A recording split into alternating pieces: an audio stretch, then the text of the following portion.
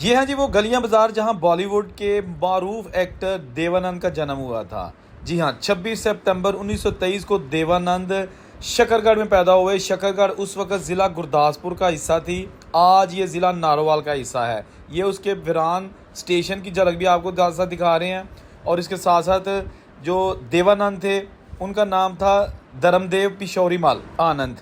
और इनके वालिद जिनका नाम था पिशोरीमल आनंद, वो एक गुरदासपुर के डिस्ट्रिक्ट कोर्ट के बहुत ही मशहूर व मारूफ वकील थे।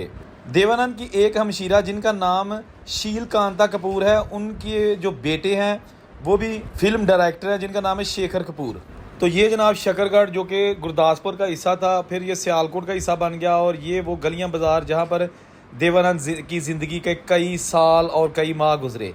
आज ये स्टेशन, ये शहर कोई ज़्यादा तरक्की याफ्ता नहीं हो सका। यहाँ पर पुराने घर भी अब आहिस्ता आहिस्ता